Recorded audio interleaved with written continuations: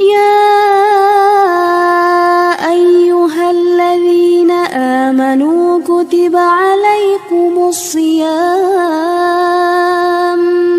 كما كتب على الذين من قبلكم لعلكم تتقون.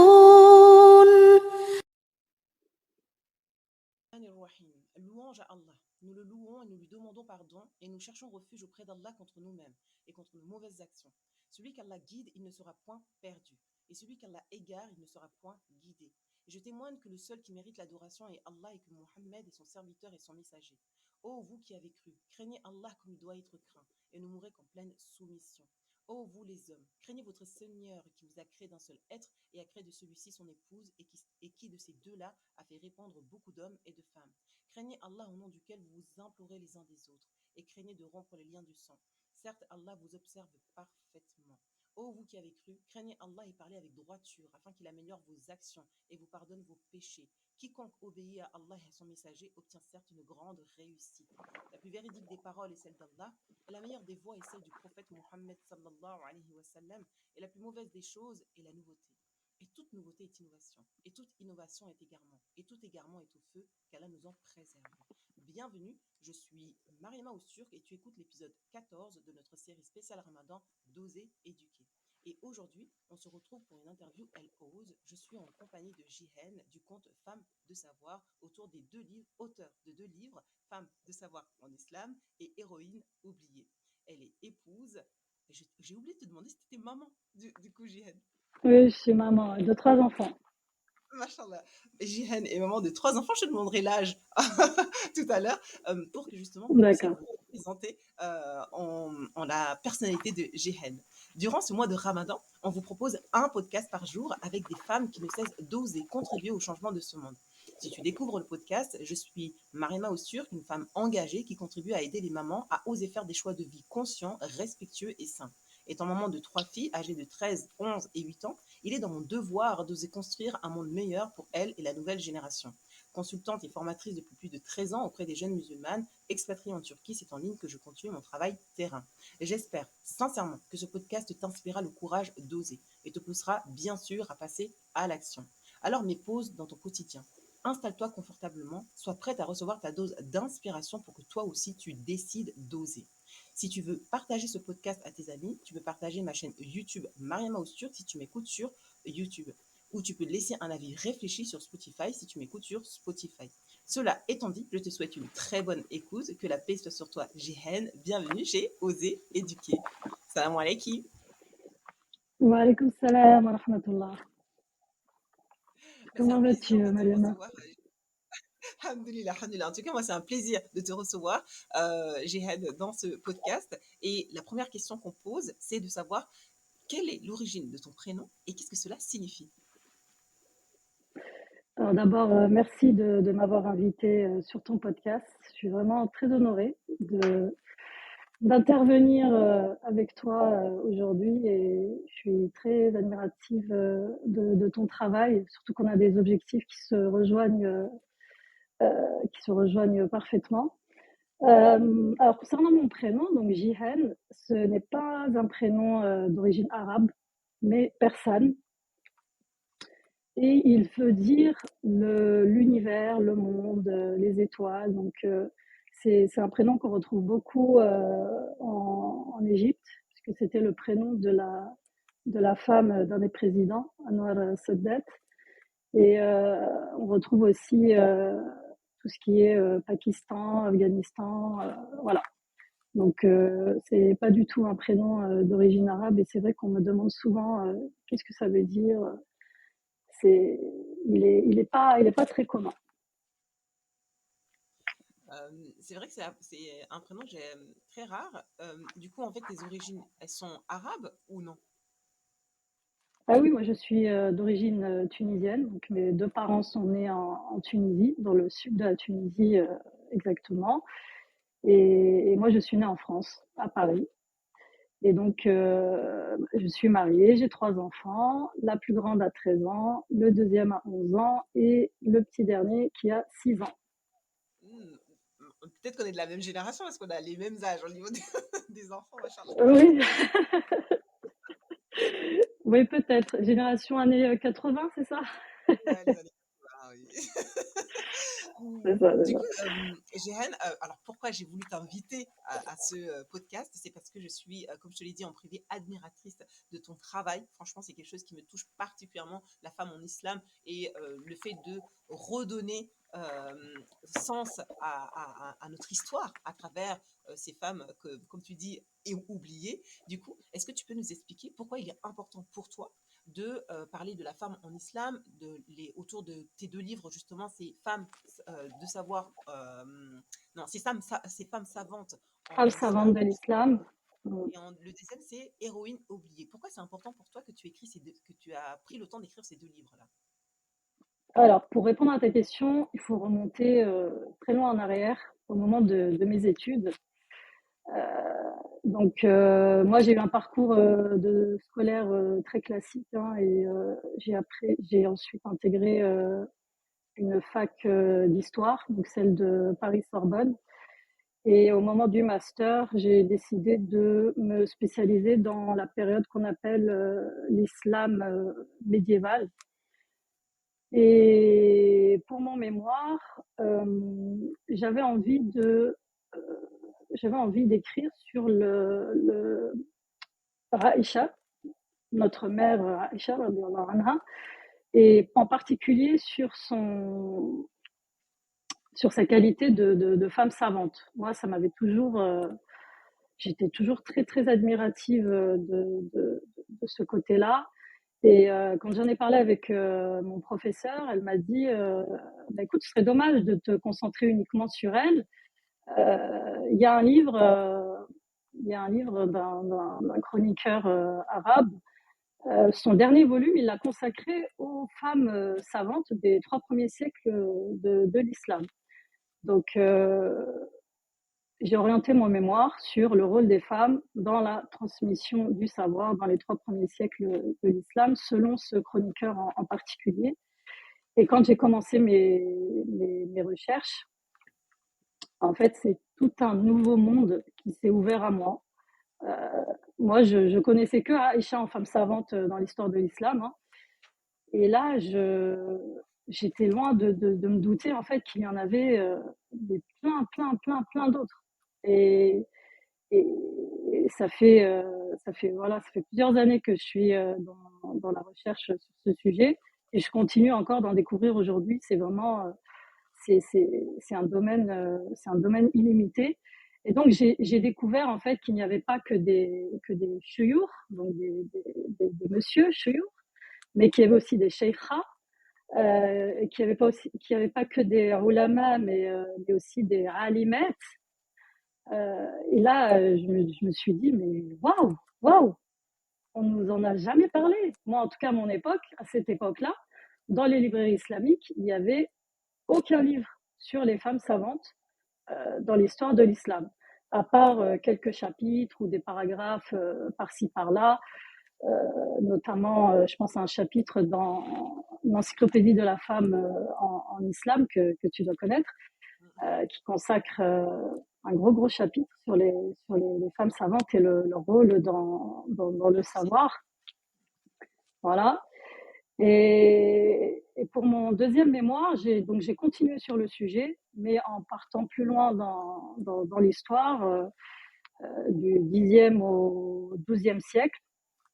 Et pareil, je découvre de nombreuses femmes savantes et je découvre aussi les travaux d'un savant indien qui s'appelle Sheikh Akram Nadwi, qui a passé 20 ans de sa vie à la recherche des femmes savantes dans notre histoire.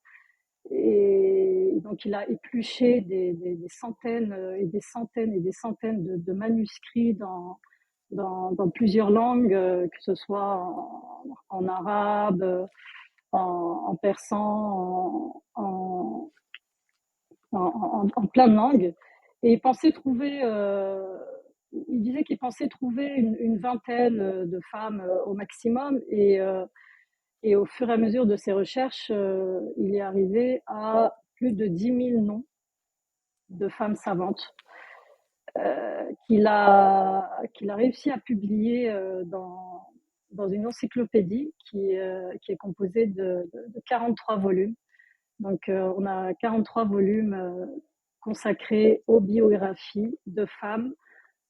Donc par contre, lui, s'est concentré vraiment sur les femmes qui ont rapporté des hadiths, en tout cas qui ont joué un rôle dans la science, du hadith. Et cette encyclopédie a été publiée il y a 2 ans, je crois. Et voilà, en tout cas, c'est tout un nouveau monde que j'ai découvert, qui s'est ouvert à moi. Et surtout, j'ai vu en fait qu'il y avait des profils, des profils divers. Donc, il y a pas seulement des femmes transmetteuses de hadith, mais on a aussi des spécialistes dans le Coran, on a des spécialistes dans le fiqh, on a des femmes qui délivraient des fatwas. On a aussi des femmes qui étaient astronomes, des femmes calligraphes, des femmes poétesses, des femmes guerrières, etc., etc. Donc voilà de quoi je suis partie. Et, et après donc mes 2 mémoires, j'ai décidé de les adapter au format, un format un peu plus public, parce que le mémoire, ça peut être un peu indigeste pour quelqu'un qui n'a pas l'habitude de lire des livres d'histoire. Et c'est ce qui a donné Femmes savantes de l'islam que j'ai publié il y a quelques années. Alhamdulillah. Alhamdulillah. J'ai une question qui me vient parce que tu vois, quand je regarde ton compte, tu partages beaucoup par rapport à la colonisation, tu sais, ce qui s'est passé par rapport aux Ouais. femmes, etc. Est-ce que tu peux nous dire quelles sont justement les conséquences de ces femmes-là, tu vois, de leur histoire à nous aujourd'hui, en fait? Est-ce que tu comprends ma question? Tu veux dire En fait, par rapport au rôle qu'elles ont joué? ouais, voilà, par rapport au rôle qu'elles ont joué, en fait, tu vois, quand je regarde l'histoire par rapport à la colonisation, tout un travail a été fait pour qu'on enlève la femme voilée, tu vois, son voile, etc. et tout. Quelles conséquences tu vois de cet acte-là il y a 30 ans ou 40 ans, tu vois, sur nos vies aujourd'hui? Alors, la colonisation, elle fait partie des facteurs qui expliquent en fait comment cette image de la femme en islam, elle a changé dans nos sociétés musulmanes, dans le sens où elle a eu des conséquences très négatives, notamment au niveau de l'éducation. Au niveau de l'éducation, donc il faut savoir qu'au moment de la colonisation, le taux d'alphabétisation des femmes, il est proche de 0. Il n'y a quasiment aucune femme qui est instruite, en tout cas officiellement. Et quand arrive la colonisation, ça va pas du tout améliorer les choses, malgré leur prétendue mission civilisatrice. Bien au contraire, donc les autorités coloniales vont absolument pas s'occuper des femmes, en tout cas au départ. Et quand ils vont s'apercevoir que il y a quelque chose quand même à tirer de ces femmes qui sont quand même celles qui élèvent les futurs enfants colonisés, ils vont décider de les intégrer dans leurs réformes éducatives dans les pays colonisés, donc en construisant des écoles réservées aux musulmans, en les intégrant aussi dans les écoles qui à la base étaient réservées aux colons. Mais on a du côté du peuple, on a ce qu'on appelle une réaction de protection. C'est-à-dire que les familles donc, vont absolument pas accepter d'envoyer leurs filles à l'école française, pour le cas du Maghreb. Et c'est en ça que la colonisation a vraiment aggravé cette situation pour les femmes. Et il y a eu quand même des initiatives en réaction justement à cet effort d'assimilation par les autorités coloniales. Donc il y a eu des initiatives surtout du côté des mouvements indépendantistes qui ont voulu intégrer la femme dans leur programme. Et on a donc des mouvements réformateurs comme, je cite toujours l'imam Ibn Badis en Algérie, qui a vraiment œuvré pour l'instruction de la femme en disant sa fameuse phrase si vous éduquez un garçon, vous éduquez un seul individu, mais si vous éduquez une femme, c'est tout un peuple que vous éduquez. Et à l'aide d'exemples du passé, donc les sahabiettes et puis d'autres femmes savantes plus tard, il a fait comme ça ce travail petit à petit de réhabilitation de la femme dans la société algérienne, et ça faisait partie aussi du programme du retour à l'identité arabo-musulmane des Algériens que les Français en fait s'étaient efforcés d'effacer. Et c'est ce qui a fait partie aussi de cette volonté d'indépendance des Algériens, et comment qui a fait partie après du mouvement donc de résistance, et d'ailleurs de nombreux résistants et de nombreuses résistantes ont fréquenté les écoles ouvertes par l'imam Ibn Badis et son association des oulémas algériens de manière générale. Donc ces femmes en fait, elles ont joué un rôle donc dans la résistance. Elles ont contribué à la libération de leur pays. C'est ce que je m'efforce de démontrer dans Héroïne oubliée. Et elles ont aussi joué un rôle dans l'émancipation, de manière générale, de la femme. Donc, quand je parle d'émancipation, on se comprend, hein, c'est au niveau des droits qui leur sont garantis par l'islam à la base, comme celui de s'instruire.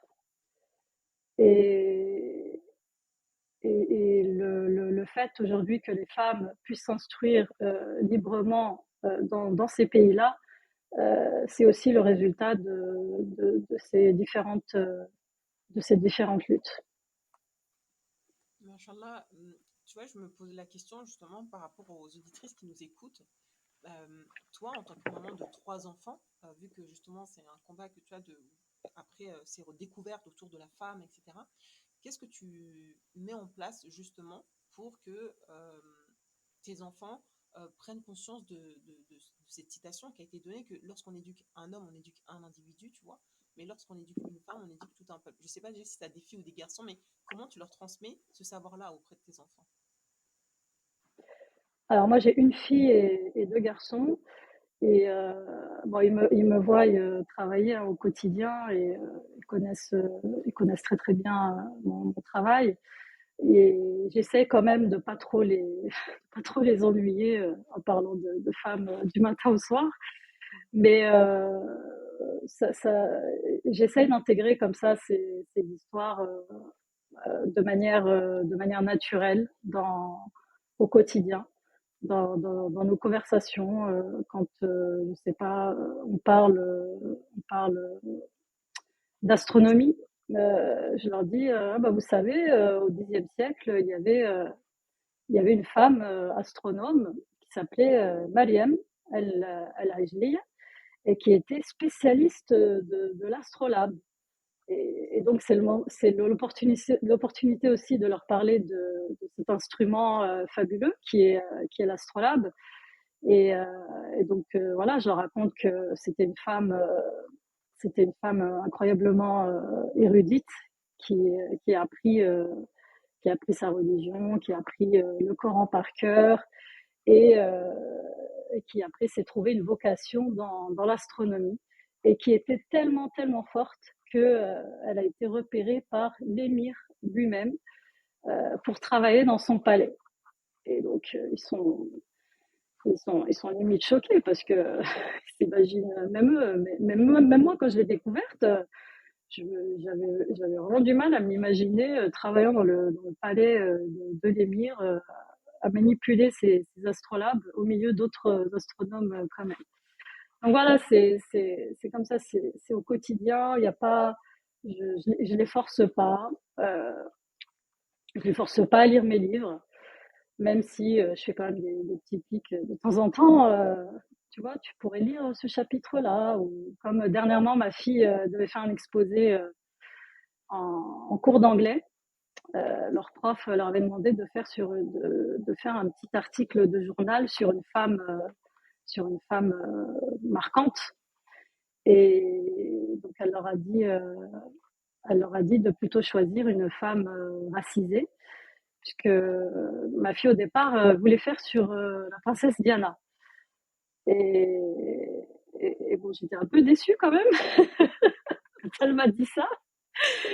Je lui ai dit, mais c'est bien, non, moi aussi, franchement, j'aime bien la princesse Diana. C'était quelqu'un c'est quelqu'un d'inspirant, j'ai rien à dire, mais tu devrais en profiter pour parler des femmes musulmanes parce que y a personne qui parle d'elles, en fait. Et je pense que d'apporter comme ça un nom que personne ne connaît, tu vas marquer le coup. Et donc, je lui ai montré un peu les femmes dont j'avais parlé sur Instagram et elle a choisi une astronome turque qui a découvert une galaxie et qui porte son nom. Voilà. Donc, elle était très contente de la trouver parce qu'elle aime beaucoup l'astronomie.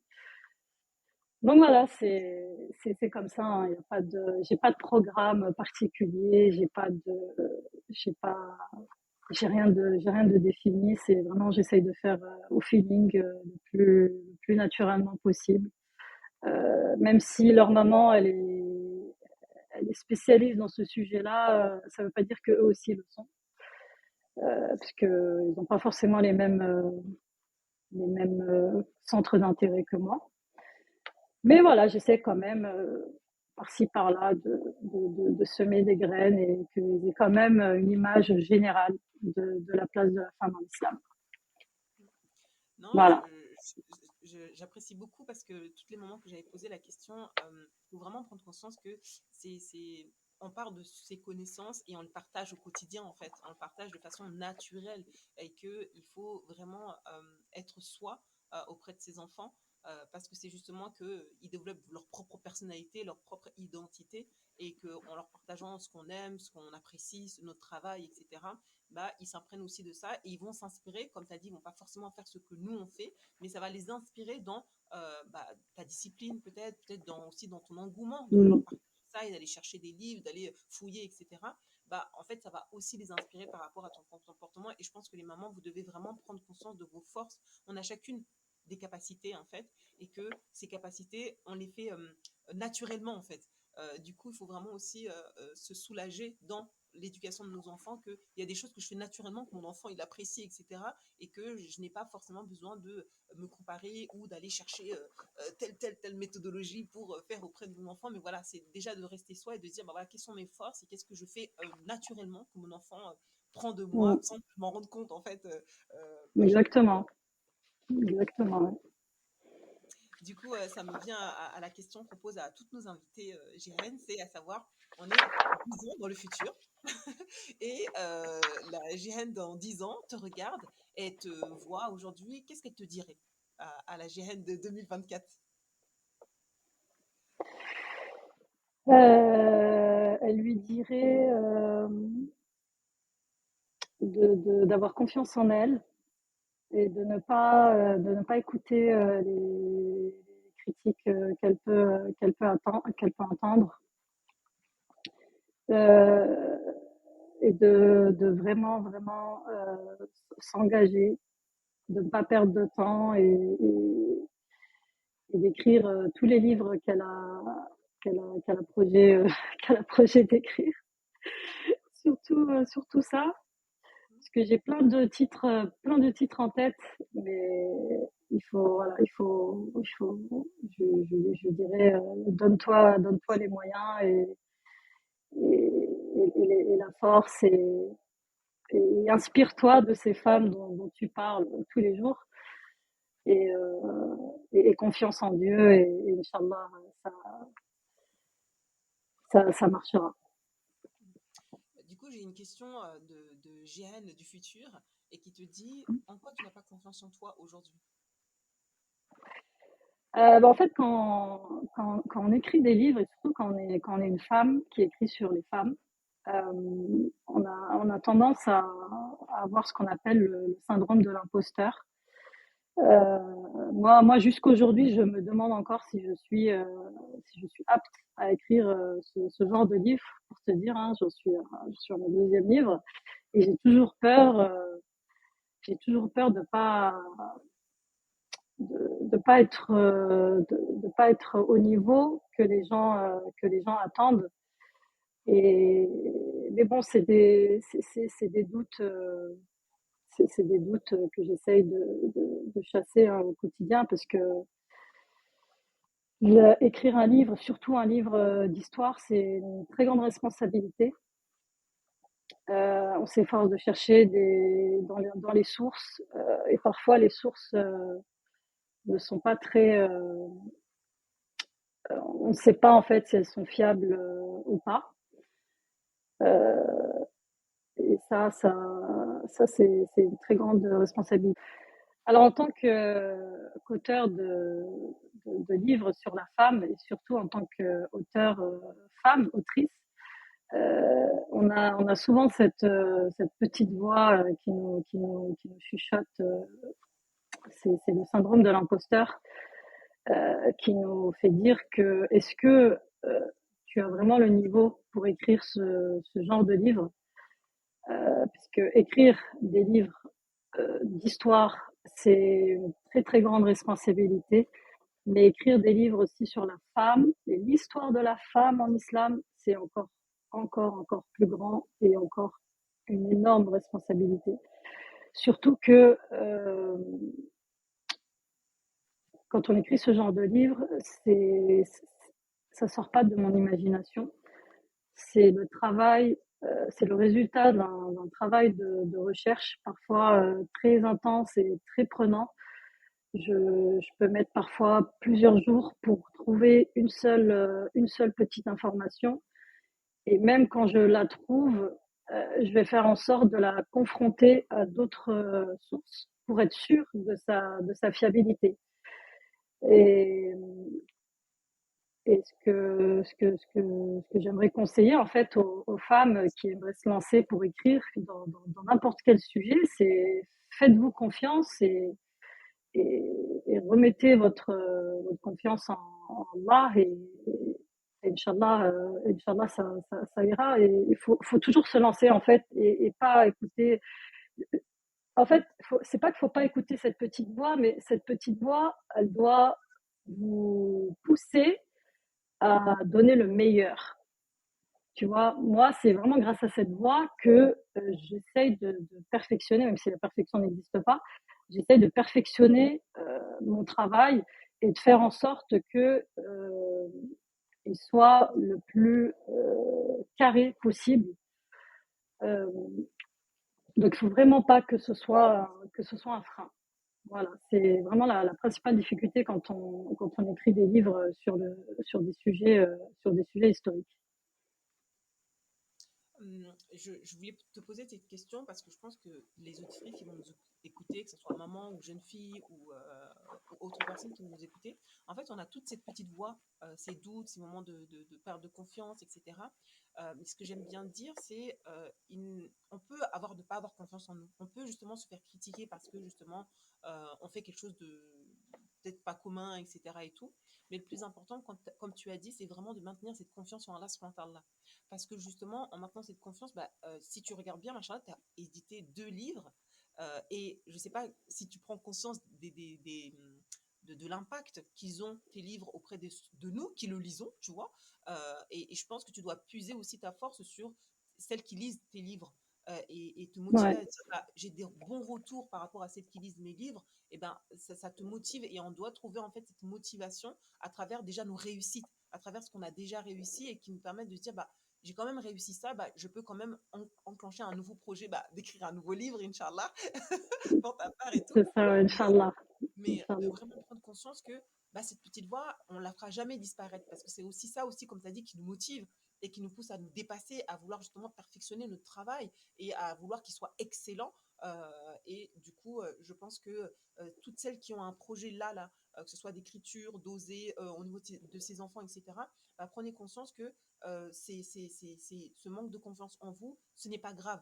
Finalement, c'est en quoi aujourd'hui j'ai besoin d'avoir des compétences pour faire face à ce manque de confiance en mes compétences aujourd'hui. Ça veut dire, si c'est un manque de compétences au niveau de l'écriture, au niveau de l'oral, de la prise, au niveau du marketing, etc., bah, toutes ces choses-là s'apprennent en fait.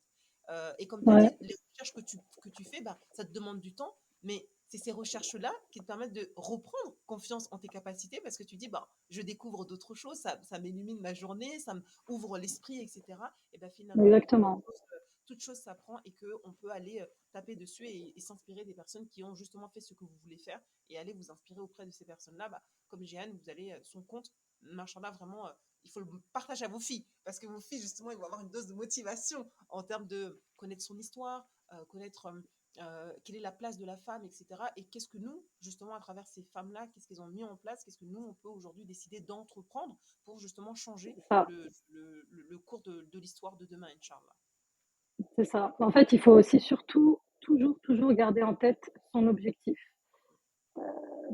Dans mon cas, mon objectif, c'est quoi? C'est, comme je dis tout le temps, j'ai 3 objectifs, c'est informer, honorer, inspirer, et j'insiste toujours sur le troisième point. Moi, vraiment, c'est d'inspirer les femmes en premier, et surtout les jeunes femmes, donc les jeunes filles, pour qu'elles aient des modèles qui soient en adéquation avec leurs valeurs, et leur montrer que on peut être femme et musulmane et en même temps avoir un rôle sur cette terre qui soit en conformité avec ce qu'elles aiment faire.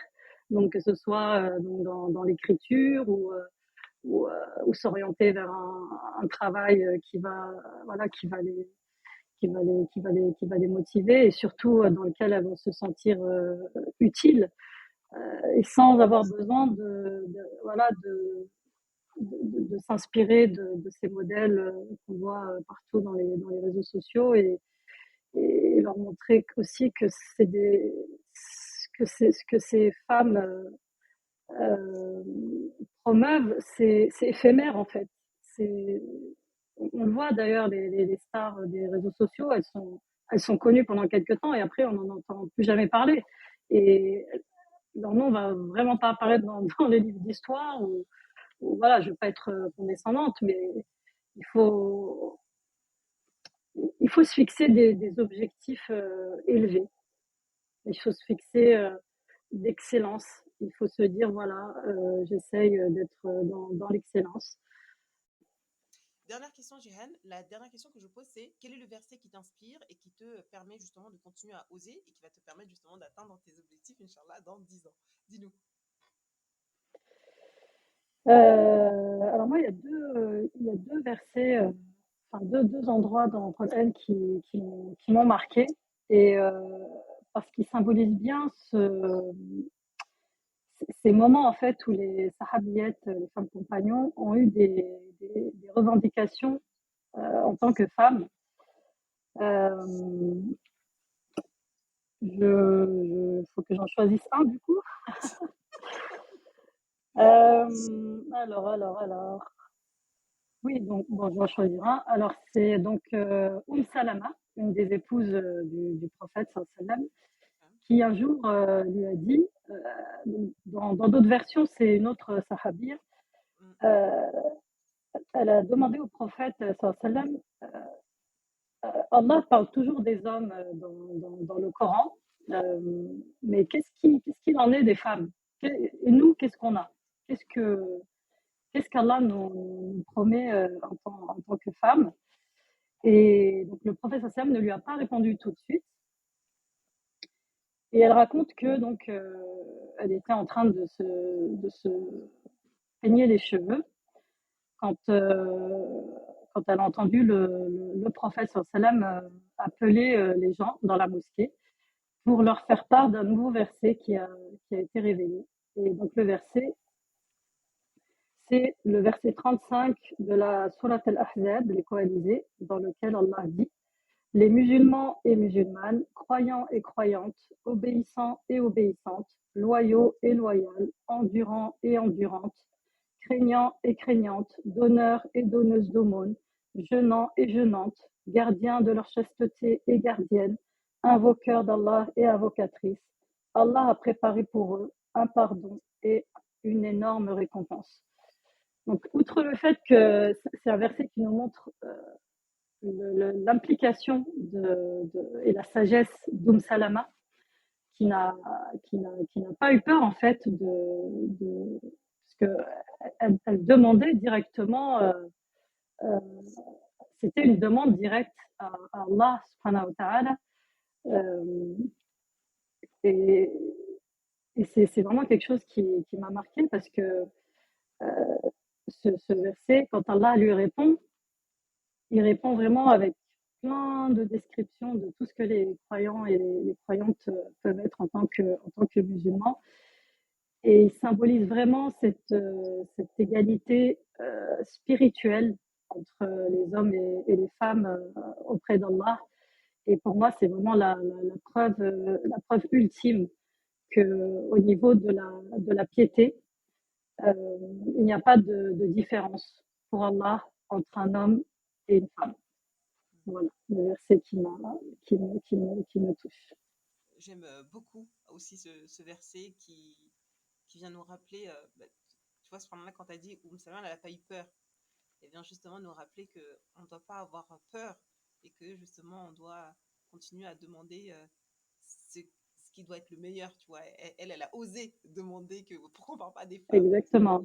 Subhanallah, Allah l'a répondu directement et a fait descendre ce verset qui nous rappelle que Allah subhanahu nous donne une grande place dans son Coran et dans la vie, C'est Inch'Allah, et ça. que ça nous pousse justement à oser, à prendre conscience que, alhamdulillah, heureusement qu'on est croyant, heureusement qu'on croit en celui qui est capable de tout et que vraiment, voilà, on a juste à faire les efforts, à juste, comme tu as dit, rester focus sur nos objectifs et mettre en place les actions pour arriver à cet objectif et laisser Allah subhanahu wa ta'ala le résultat, Inch'Allah. Du coup, Exactement. Jihan, mashallah, barakallah fik d'avoir répondu présente pour ce podcast. Merci, Kibarakallah. Merci à toi. J'espère sincèrement pour toutes celles qui vont nous écouter, il vous inspirera à prendre conscience que on a toutes, chacune d'entre nous, une place importante et qu'on a une valeur importante puisque justement Allah subhanahu wa ta'ala nous suffit dans nos actions et qu'il faut qu'on s'accroche à ce câble le plus puissant et le plus fort pour justement prendre conscience c'est pourquoi Allah subhanahu wa ta'ala m'a mis sur cette terre et quelle est ma mission de vie et qu'est-ce que je dois accomplir pour justement transmettre le message et continuer à le transmettre. Du coup, vraiment partager ce podcast si l'histoire de Jihan vous a inspiré et son travail vous inspire à vous aussi vous piocher dans l'histoire de la femme en islam. Et je vous recommande bien sûr ces livres qui justement vont vous redonner cette confiance et cette envie de mieux savoir notre histoire en tant que femme musulmane et qu'est-ce que nous pouvons entreprendre, Inch'Allah. Du coup, Jihan, je te laisse le mot de la fin. Qu'est-ce que tu voudrais partager à nos auditrices pour la fin de notre podcast? Qu'est-ce que j'aimerais leur dire? Il faut vraiment vous débarrasser de toutes ces croyances limitantes qui peuvent surgir dans vos esprits. Évitez de lire ce qu'on peut trouver sur les réseaux sociaux de monsieur ou madame tout le monde qui s'exprime sur la femme en islam. Vraiment, faites l'effort d'aller lire des livres comme les miens, mais aussi, surtout de vous instruire auprès de personnes compétentes et qualifiées et de confiance pour, pour que vous puissiez vous construire une image de la femme en islam qui soit saine et surtout qui vous permettent d'éviter d'avoir trop de doutes, même si on peut avoir des doutes tous les jours, c'est tout à fait normal en tant qu'être humain. Le fait étant de ne pas laisser ces doutes vous envahir et de toujours être à la recherche en fait de la vérité. C'est une quête qu'on mène jusqu'à notre mort en fait. Donc vraiment, ne, faites l'effort et Allah, c'est Allah qui vous jugera sur vos efforts et non pas sur les résultats, comme tu l'as dit tout à l'heure. Et inspirez-vous de modèles, de vrais modèles qui vous élèvent vers le haut, qui vous élèvent vers le vrai, qui vous élèvent vers, vers l'amour d'Allah, tout simplement. Et voilà ce que je peux leur dire. Barakallahu fik. Merci à toutes celles qui nous auront écoutés jusqu'à la fin. Comme d'habitude, on remercie celles qui nous écoutent jusqu'en fin de podcast. Qu'Allah agrée notre jeûne, qu'Allah accepte nos actions durant ce mois de Ramadan. On se dit à demain Amen. pour un nouvel épisode, Inch'Allah. Et je vous dis Assalamu alaikum wa rahmatullahi wa barakatuh. Assalamu alaikum, Jihan. Wa alaikum salam, merci madame.